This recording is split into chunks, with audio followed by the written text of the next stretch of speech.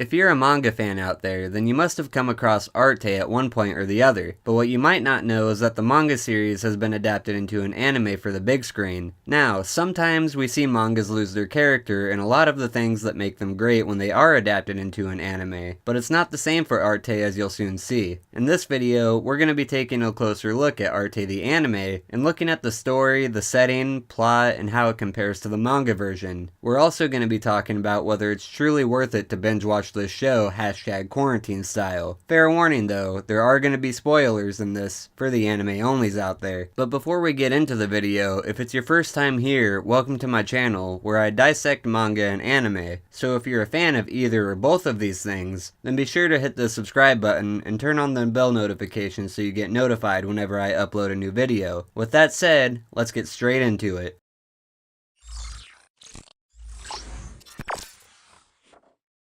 The story Arte is loosely derived from the life of Artemisia, who was a Renaissance master painter, who successfully infiltrated the all-male ranks of the Accademia dell'Arte. The story is set in the 16th century in the city of Florence, which is in modern-day Italy. At that time, the city of Florence was regarded as a cultural hub, boasting of cultural and creative revival which was used to celebrate the Renaissance. In this setting, we find a young girl, our main character Arte. Arte always had the dream of becoming an artist to help with the renewing of civilization.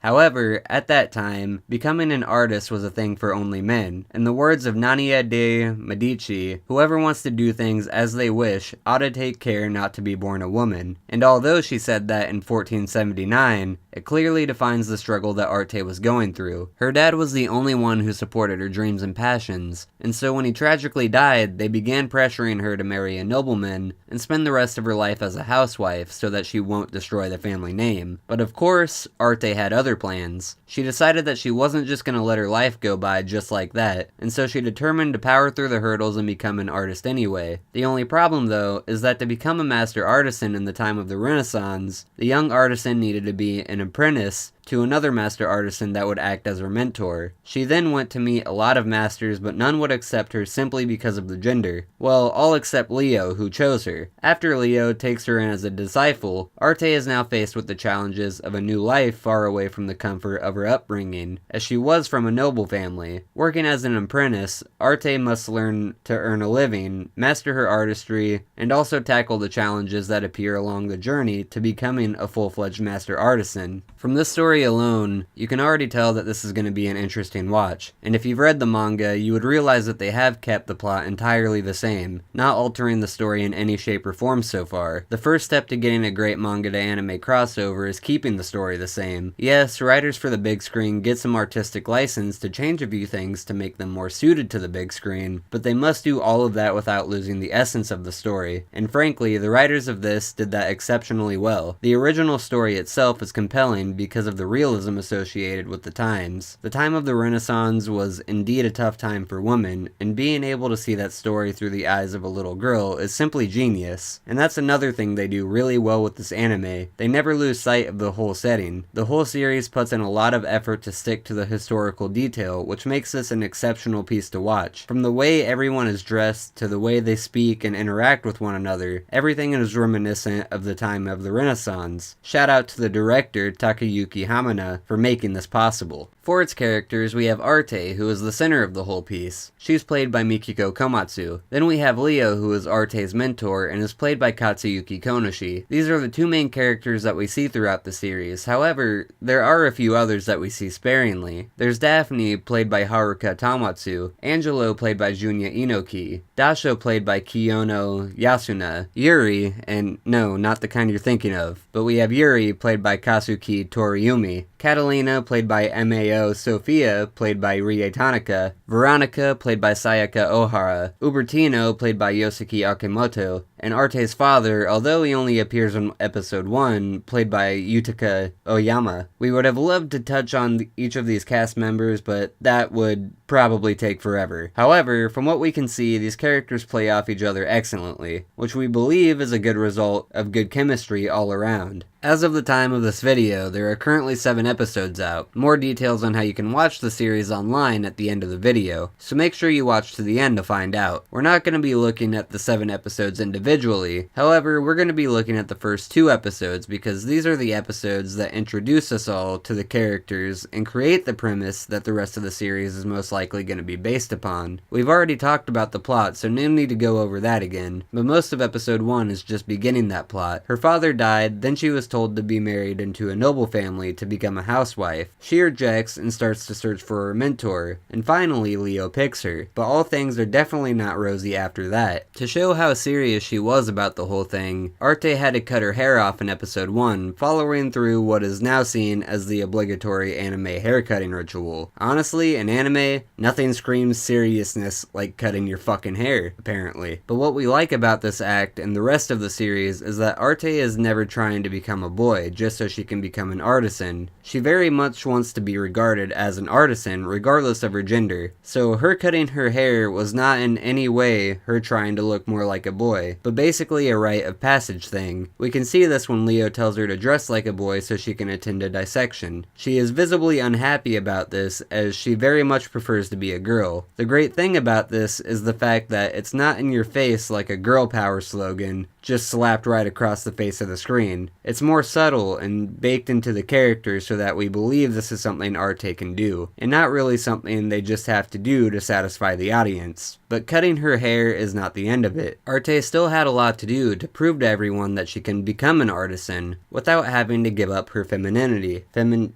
You know what? Fuck it. That's just a difficult word to pronounce, but you understand what I'm saying. In episode 2, Arte has to rebuild her rooftop shack into something she can actually live in, and she also tries to get into another studio so she can sketch her sculpture. She was closely watched by the men as she performed these tasks because they wanted to know whether she was capable of handling whatever they could throw at her. And yes, doing all those heavy lifting and pulling was quite difficult wearing Renaissance feminine clothes. Although, she is lucky she wasn't born about 100 years later, when women's corsets started covering their waists. All of these showed the audience both the strengths and the weaknesses of Arte, making her a well-balanced character. She's naive, but she's motivated, and this makes for a good mix. We can go into more detail about her interaction with Angelo and his many sisters, but that's not for today. Just watch the series to find out. Speaking of which, why should you watch this series? Well, it's an excellent depiction of the Renaissance era, so if you're looking to learn some history while catching up on your Japanese, then this is definitely the anime for you. Apart from that, it also teaches resilience and willpower, as we see Arte hurdle through every circumstance thrown at her, just to get to her desired goal. But this is not just a bunch of lessons, it also features excellent character design that doesn't stray too far from the manga version. The acting is excellent as we've mentioned before, and the score is not too shabby. All in all, it's a really well-made and well-rounded anime series. 10 out of 10, would recommend. And if you enjoyed this video, please give me a thumbs up down below, subscribe if you haven't already, and turn on the bell notification so you get notified whenever I upload a new video. Thank you so much for watching. I've been broken obsessed in my otaku ways, and I will see all of you lovely people next time.